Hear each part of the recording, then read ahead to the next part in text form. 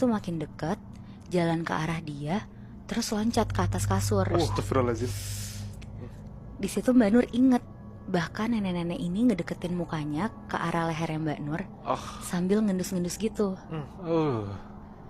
Terus Mbak Nur ini tuh kaget, dia kebangun, pas dia buka mata, dia lihat kiri kanan, untungnya nggak ada siapa-siapa di situ. Mbak Nur lumayan lega lah, karena kan itu cuma mimpi ya.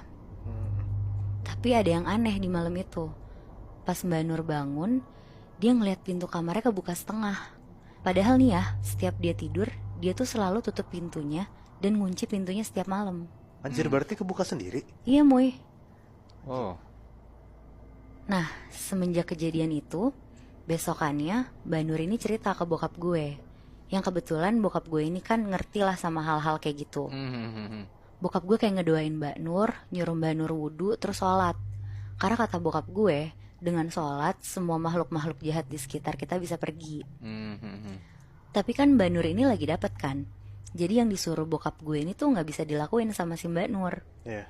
Jadi Mbak Nur ini cuma berdoa dalam hati aja supaya kejadian ini tuh gak kejadian lagi. Pokoknya hari itu tuh gak tahu kenapa kayak bikin tegang banget. Sampai gue sama adik gue gak dibolehin juga sama bokap gue untuk deket-deket Mbak Nur dulu. Tapi gue juga gak dikasih tahu nih kenapa. Pokoknya gue sama adik gue tuh gak dibolehin main sama Mbak Nur. Akhirnya ya udah, Mbak Nur lanjut kerja, beberes rumah, sampai akhirnya dia lagi nyapu halaman rumah. Nyapunya nih sekitar jam 5:30 sore gitulah, Moy, Bi. Menjelang maghrib. Pas lagi nyapu, tiba-tiba Mbak Nur ini kayak denger suara langkah orang jalan gitu. Tapi dia tuh mikirnya itu tuh gue yang jalan ke arah dia. Akhirnya dia tetap lanjut nyapu, sampai akhirnya dia mikir, kok langkahnya gak sampai-sampai ya.